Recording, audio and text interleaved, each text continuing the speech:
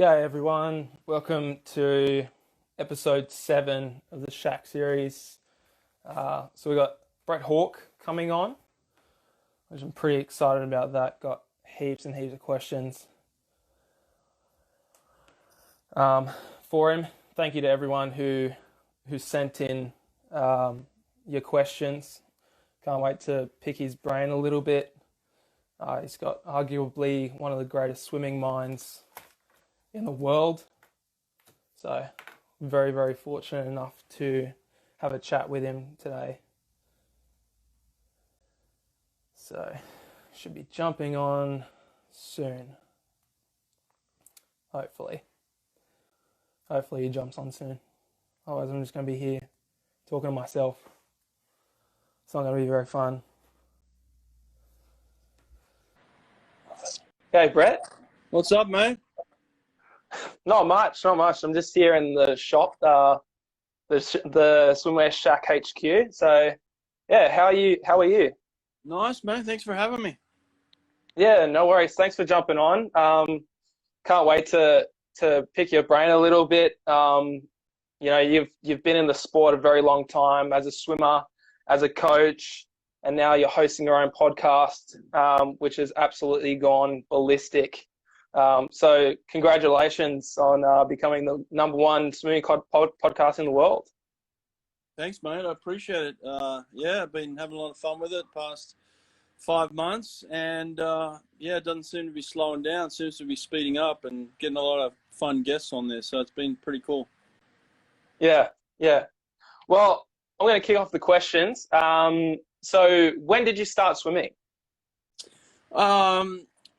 We always had a pool in our backyard in Sydney. I grew up in Maroubra in Sydney, and we always had a pool of some sort. It started off with a above ground pool when I was young, and then it went to below ground pool, and then we were just in the pool all the time. But I didn't start training until I was 11. I started getting in the squad training when I was 11. Yeah. How did you deal with an upsetting race? Upsetting race? Back when I was younger, I loved to compete, but I didn't like to lose. I was like anybody else. I didn't love losing. I didn't love that feeling. So generally, in the car ride home with my dad would generally take me to the swim meet. It would just be quiet, and he'd try and say something, and I'd just say, "Dad, just stop talking. Like, just give me a minute. I needed time to process it, and then after I would think, okay, what could I have done better there? How could I have done that different? Like, what went wrong? Where can I get better? I'd always question myself first. I never looked around. I never made excuses. I always just sat internally with it. And that's kind of how I just grew over time. Is I just figured things out over time and figured out, all right, that didn't go the way I wanted it to. What can I do better? And so I always tried to find ways that I could improve no matter how bad something went. So when you retired from swimming, so looking back now, do you think it was the right decision at the time? And if not, what would you have changed? Yeah, I think so, mate. I went to 2 Olympics and I finished halfway through an Olympiad. So I finished in 2006. And in 2008, I actually coached the guy that won the gold medal. And I don't think, if I was swimming, I don't think I would have beaten him at the time, So I wasn't, swimming really jumped forward in, like, between 2006, 2008. Everybody started to swim really fast. And so I'm kind of glad I got out at the right time. I was 31 at that stage. And I don't look back with regrets, because I felt like I really didn't want to make the decision until I felt ready. And I felt like at 31, I was definitely ready to go on and do something else. Yeah. So what was your favorite all-time achievement from coaching, and what was your favorite all-time achievement from swimming?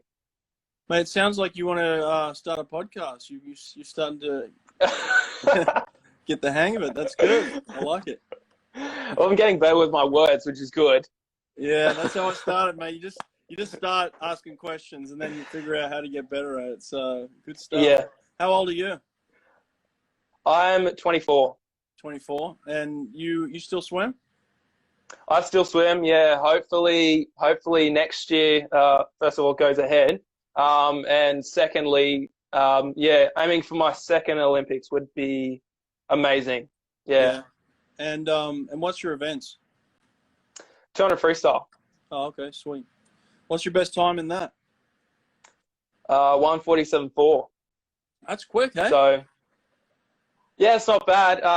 Unfortunate that Australia has such depth in that event. So, I'm predicting a 1:46 mid to low, maybe for qualification next year.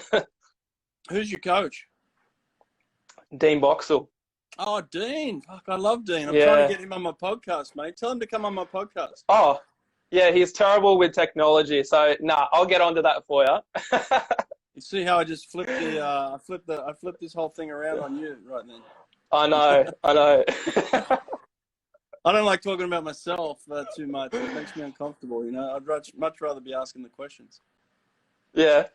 Yeah. So Well, that's maybe why you're so successful. You swim in Rio? Yeah, I swam in the 4x200 freestyle relay. Oh, great. How did the team end up? What place? Fourth. So Japan was about half a second in front. Okay. Who else was on who was on the relay team in the final? Thomas Fraser Holmes, Mac Horton. Geez, this feels so long ago. Yeah. Dan Smith. Yeah, 4 years. Geez. Dave McKeon. Yeah, I think that was it. Oh, okay. That's a good team. Good team. Yeah. I interviewed Kyle Chalmers yesterday. Yeah. That was good. Went really well. He's a smart kid. Anyway, I completely forgot the question you asked me. Sorry. Oh, favorite all-time achievement from coaching and from swimming. My favorite all-time achievement, obviously, for me, was when I swam in lane 5 of the Olympics in the 50 free. Like, I always dreamed of swimming the fastest race at the Olympic Games against the best people in the world. And then all of a sudden, I'm in lane 5 in the final. I'm like, it was just a dream come true for me. I had all these incredible athletes with me, and I also had beaten a bunch of athletes to get in that final. So it was a beautiful day, actually. I'll show you what it was like. It's very much like where I am right now. I'm in San Diego right now, and the night that I swam in the final of the Olympics it looked like this, mate. Can you see that? Yeah, That's amazing. Beautiful, hey? Yeah, it was very much like the night that I swam in the final in Athens. It was just a night like this, so it was just gorgeous, man. And that was kind of a highlight for me. And then 4 years later, I took Cesar Cielo to the Olympics in Beijing, and we ended up winning the gold medal, man. And it was pretty incredible, you know. That was definitely a special moment, because it was actually the first time in Brazil's history that ever won a gold medal in swimming at the Olympics. So they hadn't won one before that. They haven't won one after that. And so it's a pretty special achievement, you know? Yeah.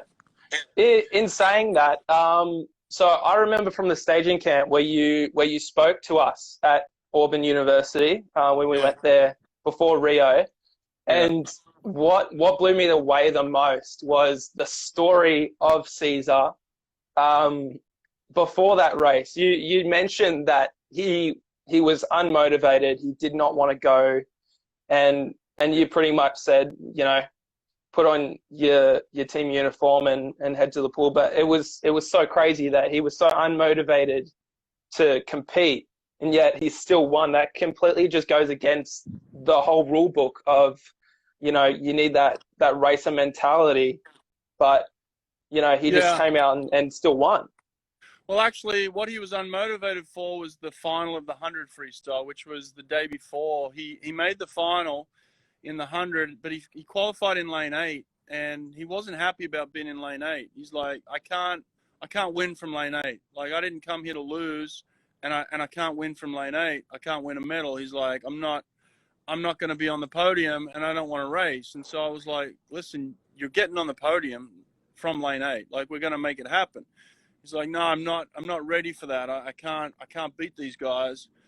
And I was like, we're doing it. We're getting on the podium. So he ended up getting the bronze medal from lane 8 in the 100.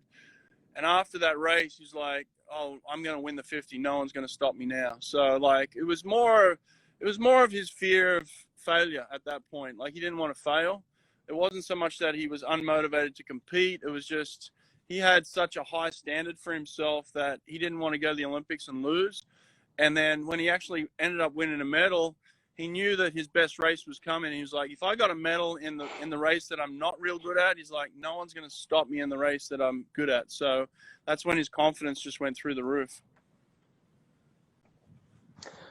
So what was the hardest set that you ever did as a swimmer? And before you answer this, anyone who's kind of watching and thinks that sprinters don't have it as hard as middle distance swimmers, I've heard it so many times.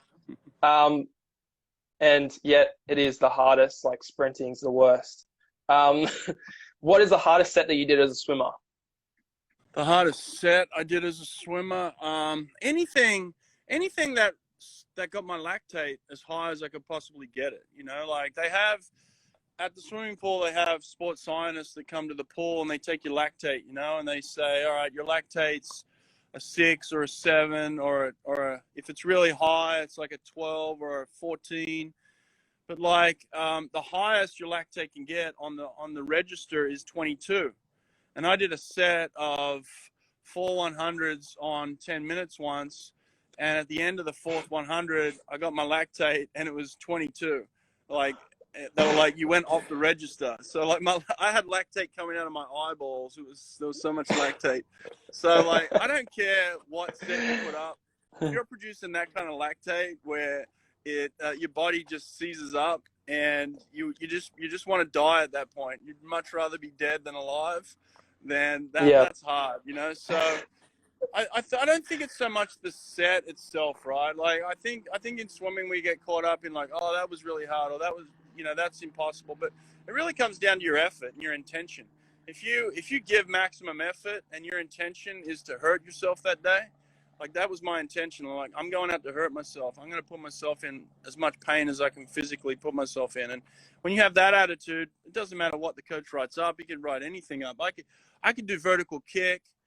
Listen to this. I could do vertical kick with a chair above my head for 5 minutes, and that's going to be the hardest thing you'll ever do in your life. Like, you'll drown in 5 minutes with a chair above your head.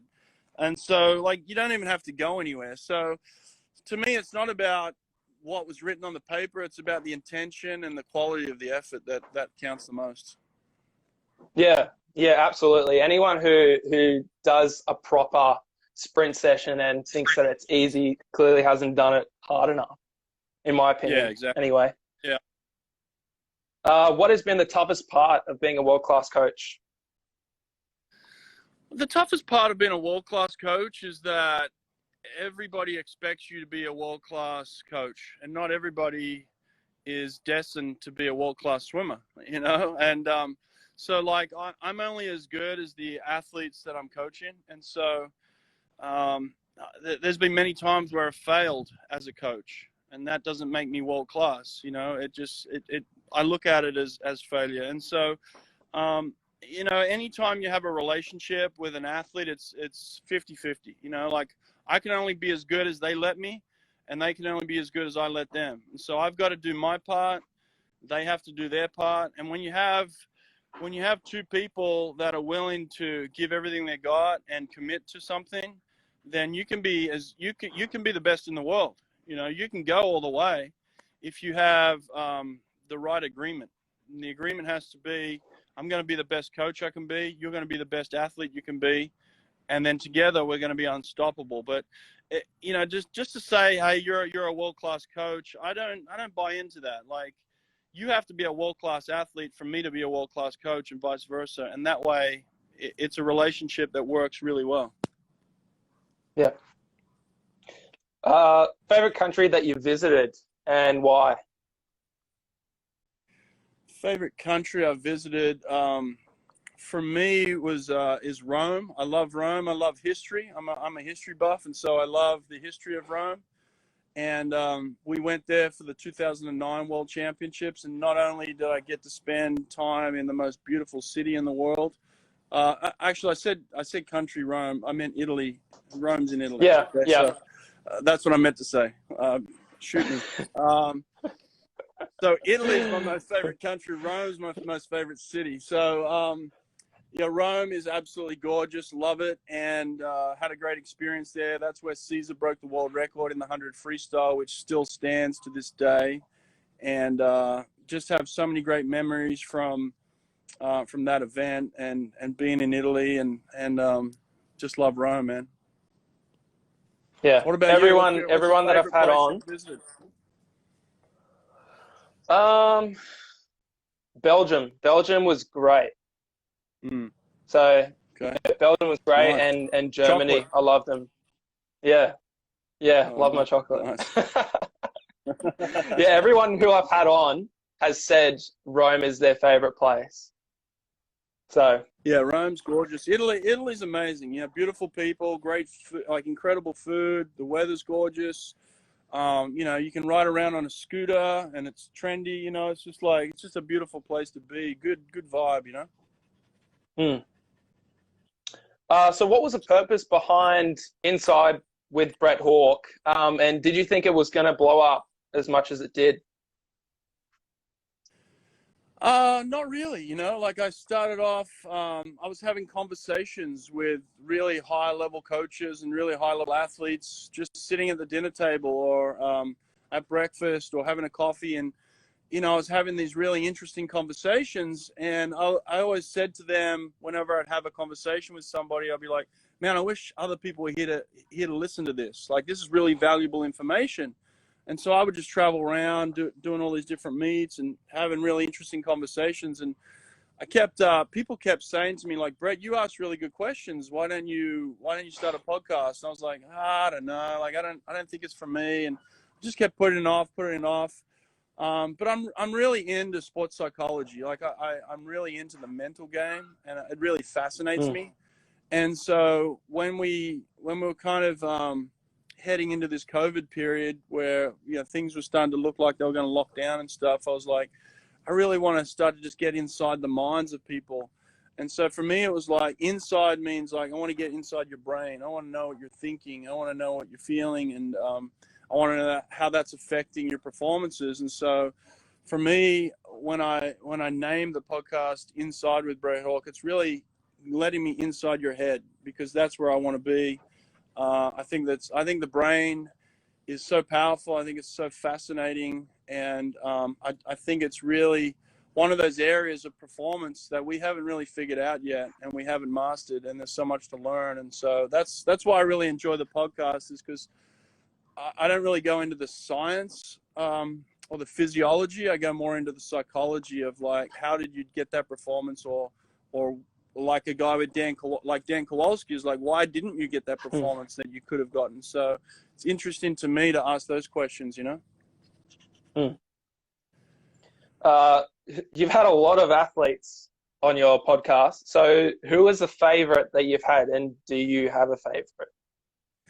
Yeah, for sure. I mean, I'm sorry to all the ones. Dylan Carter's on here right now. Dylan was one of the first guys on my podcast. So, Dylan, I love you, my friend. But I have to say my favorite interview was Alex Popov, because Alex was hard to get. He's just in the middle of Russia, just out in the country in Russia. And so I had to track him down, man. I had to send out some special forces, And but Alex is just a legend, Alex is if not the greatest sprinter of all time, And I idolized him growing up as a young athlete in Australia. He lived in Australia. I trained with him many times. I competed against him many times. I traveled the world with him, and I just found him fascinating. And so to get him on a podcast was really inspiring, and we just had a great conversation, and I was really appreciative. And then you know, a couple of weeks later, his coach passed away, which was kind of devastating because we were. Now I know how close he was to Gennady, and I know how important he was to his whole process and life. And so it was nice to be able to talk about Gennady a few weeks before he'd actually passed away. You know. Hmm. So looking back on the history of swimming and how far swimmers have come in terms of performance and time, how do you think athletes will get better in future? So this has come down to the absolute minor details that athletes need to absolutely just nail in order to, you know, qualify eighth or get a medal or to win. So how do you see athletes getting better in future? What do you think they would need to do? They need to listen to my podcast, man. That's what they need to do. All the Yeah. answers are in there, man. There's a lot of answers. We're figuring things out. You know, I think, like I said to you, we've done a really good job understanding the physiology of sports. We haven't done a great job in understanding the psychology yet. We still have a long way to go. And so I think that, you know, you can have the best trained athlete in the world. They can be ready to do incredible things. And you can walk into that ready room or that marshalling area, whatever you call it. You can walk into that room and all of a sudden you can start to have doubts. And then you have a physical reaction to those doubts. And then you go out and you see the crowd. And then you have sponsors and you have family and you have television and you have pressure. And then how do you respond to that? So it's like we need to really figure out how to get athletes to perform under pressure. And once we understand how to navigate that better, that's when I think performances are really going to take off. I don't think we've scratched the surface with the power of the mind yet. Like I said, I think we've done a good job with the physiology, but the mental side of it, I think we can go to a whole nother level. So I'm expecting us to continue to break world records over the course of the next few years for sure, once we start to really understand the psychology. Mm. Greatest swimming story that you've ever experienced. So in saying that, again, at the staging camp, you did mention the 50 freestyle at the 2000 Olympics, which you thought, sitting in the marshalling room, that you didn't think Alex Popov was going to swim. It was actually Peter Van den Hoogenband. Yeah. So, oh, Peter, sorry. It's all right. It's all right. Peter had actually won the 100 freestyle the night before in Sydney, and he'd broken the world record. He went 47.8, and the 50 really wasn't his distance. He I believe he won the 200 as well. That's when he beat Thorpe in the 200, right? And yeah, that's right. So he'd won the 100 and the 200 at the Sydney Olympics, and so the word on the street was he was just not going to turn up for the 50. And I was in the heat with him. So he's in lane 5. I was in lane 6 for the heat, the final heat. And the word on the street was he wasn't going to show up. And so I was like, great, you know, like I don't have to worry about Peter. And just as they called us out to walk out to the stadium in front of the crowd, Peter just jumped in front of me. And I was like, shit, Peter's here, you know, like, and so he just got in my head. And that's what I mean about the psychology is like, I was ready to go. I was trained, but I was at that stage, I was thinking about Peter. And really, I should have just been thinking about myself. It's not, you don't go to the Olympics to beat people. You go to the Olympics to express who you are and what you can do. You know, it's not about trying to beat people at that stage. It's just about performing at your best. And if you've got someone else in your head at that stage, you're not allowing yourself to have the freedom to express how great you are because someone else is in your head. And that's where I made a critical mistake by allowing Peter to get in my head right before I was going to go out there and perform supposedly at my best. So why did you move from Australia to the USA, and do you think that you'll move back to Australia? Originally, I moved because I was pretty disappointed in a performance. I swam at the 96 Olympic trials, and I actually qualified for the team. I finished 6th in the 100 freestyle. You know what it's like if you finish top 6 in the 100 or the 200, you actually meet the qualifying standards for the Australian team. And so I did. I finished 6th. And the head coach came up to me and said, look, you know, you're pretty much going to go to the Olympics, but you've got to finish 1st or 2nd in the 50 freestyle. And I finished 3rd by 3/100ths of a second a couple of days later in the 50. And no one said a word to me. I just waited for the announcement of the team. And so I'm thinking, well, I still finished 6th. Okay, I didn't finish 1st or 2nd, but like I made the standard, so they're gonna pick me. So I'm sitting in the stands waiting for the announcement of the team. My name doesn't get read out, and I'm just at that stage. I'm devastated. Like I don't know what to do with myself.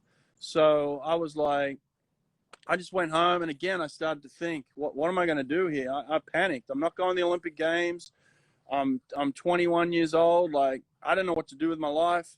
So at that stage, I was like, I'm going to America. I'm going to go swim in college. And that's when I decided to pick up and just say, you know what? I'm taking a chance. Everybody was telling me it's the wrong thing to do. And I was like, I'm backing myself this time. I'm going to go do it. And I spent 3 years training in America, and just it was the best decision I ever made for me. And came back, and 4 years later, I made the Australian team and qualified 1st in the 50 freestyle. So for me, it was the best decision of my life. Where do you see yourself in 5 to 10 years' time? Do you have an ultimate long-term goal?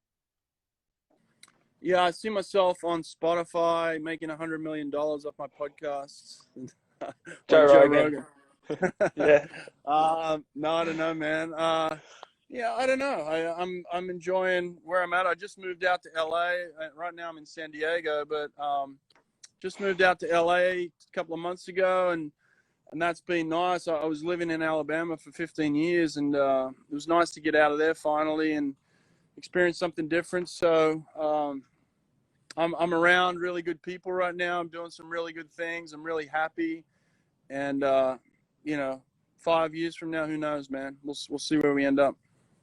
Maybe I can pick your brain again in 5 years' time and ask the same question. Absolutely, mate. Absolutely. Who is your favorite Australian dolphin? So this can be anyone that you looked up to, that was your teammate, or a current Australian dolphin. I had some really close friends on the Australian team. I tell this story a lot for Australians, especially.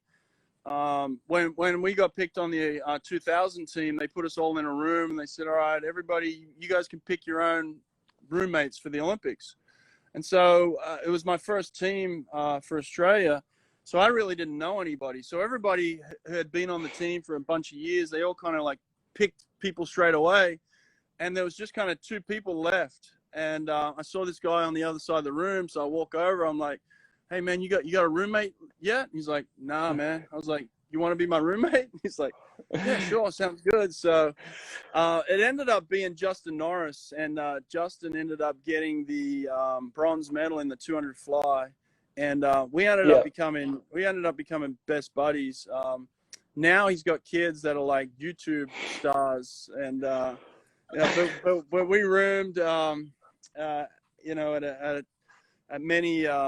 many Australian around the world together for many years, me and him, and we became best buds. So he's awesome. And then one of my training partners later in my career was Michael Clem, and I ended up being best man at Clemmy's wedding. Him and I are real good friends to this day. And so I've been lucky to have really close relationships with some cool guys on the team. Do you have any mentors that help you shape your coaching philosophies? Yeah, for sure. I'm at one of their houses right now. David Marsh. This is his house in San Diego. Nice spot. Yeah, it's a great spot. But he was my coach in college when I moved to America in '96. I came to swim for David Marsh, and we've been friends ever since. Now I'm staying at his house. So it's like it's been a long journey.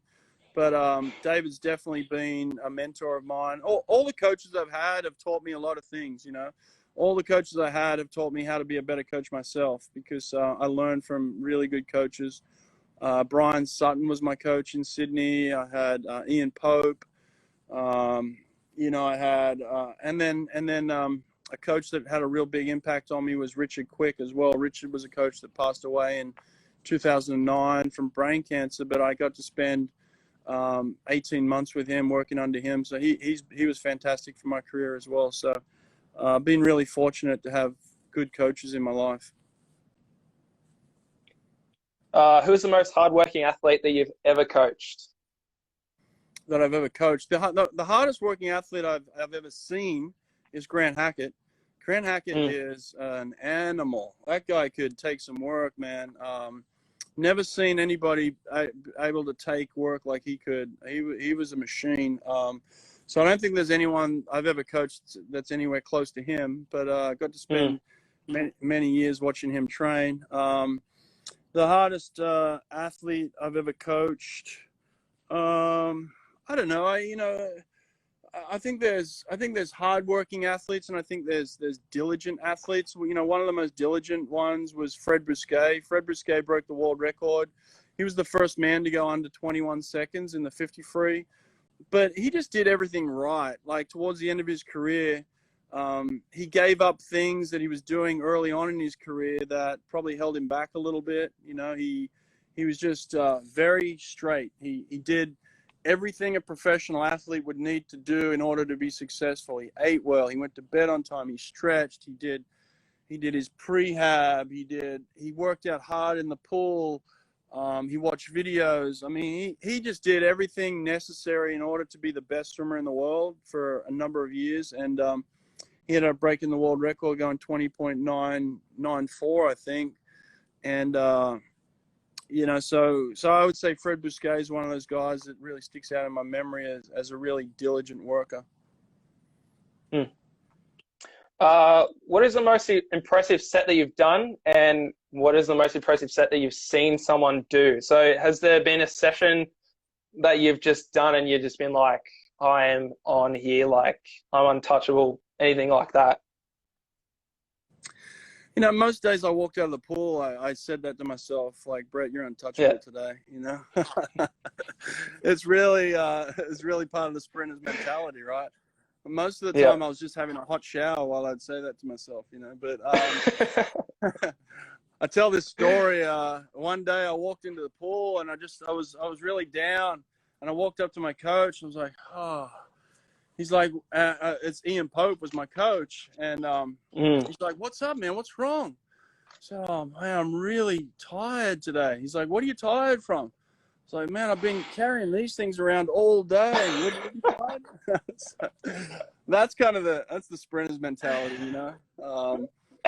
But the hardest set, I don't know, for whatever reason, I remember doing sets that required me to be as good as I could possibly be multiple times over. So like I remember doing a set where I suited up and I just went 450s, and I was trying to go all four under 23 seconds long course on 10 minutes. And I did it from a dive. And I remember, being 22 mid to 22.7, kind of in that range, 22.5, 22.7, 4 times in a row. So for me, that's a set that sticks out in my memory of like, all right, I'm swimming well right now. All I got to do is drop another half a second. I'm in the medal hunt at the time. So, they're kind of sets that stick out in my mind in memory where I was pretty hot that day. But I don't know, I try not to do full swims as a coach. I try to do more broken swims. Like we'll do a lot of 15s, 25s, 35s, sometimes up to 75. But I try not to do a lot of just straight swims, because I think swimmers can compare themselves a lot. Like, I'm so far off my best time, but if you swim a 15, or a 25, you can do that multiple times and still feel pretty good about yourself, and so that's kind of the way as a coach, I always wanted my athletes to walk off the pool deck feeling successful. I wanted them to walk off with a smile on their face. I never wanted my sprinters to walk away feeling down or feeling defeated. I wanted them to feel successful. So generally, I would give them stuff that was just short repeats of work that they could pump out. Mm. So in the gym, because when I was looking at photos of you to post up for our followers, you're flexing a lot. Did you do nothing but curls in the gym? And what was your gym program like? Because you're shredded more than cheese. So what was your gym like? Yeah, I mean, I ate well, and then I did a lot of sprinting, and then I did a lot of lifting. So for me, everything I did was about shredding. I just stay shredded all the time, and I had a fast metabolism as well. So I was pretty gifted with that. Like if I could say that I was gifted with anything, it was a fast metabolism. So. It was that, and the other gift I was given is just the ability to swim at top end speed for a very short distance. Like I could swim as fast as anybody on top of the water that I've ever seen for just a very short distance. So I was gifted with a couple of those gifts, and just tried to exploit those. But yeah, I like chocolate too. I'm like you. I like chocolate. So my teammates used to get jealous because I would just look ripped all the time, and I'd just be eating chocolate. So it's not a bad issue to have. yeah, exactly. In your opinion, who is currently flying under the radar and will surprise you next year at the Olympics? So you've had a lot of athletes. Again, on your podcast, is there any that have stuck out to you that you think this is the one to watch? I actually coached a guy for a number of years, for 3 years in college, and he's gone on to swim in the last couple of years for Team USA. But I really think he's a special athlete. I think he's really gifted, and he's just not talked about at all right now because he's racing Caleb Dressel, and everybody thinks Caleb Dressel's the man. But I coached a guy by the name of Zach Apple. Do you know who that is? Yeah, he was at the I raced him last year, the World Uni Games. So yeah, great athlete. Yeah, just really raw, super talented, really hard worker. But he only started swimming, really late, kind of when he was like 16, and just came on really late.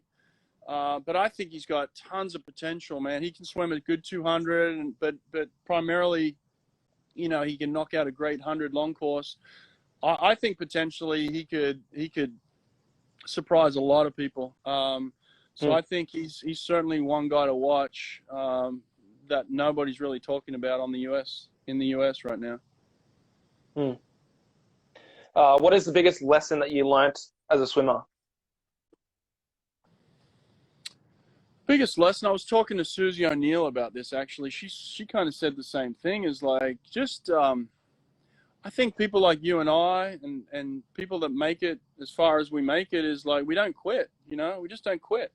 And that's the thing I learned is I wasn't the most talented athlete growing up in my group. I grew up with a lot of really good athletes in my community. But I just didn't quit, man. Like I wanted to be good. I wanted to be successful.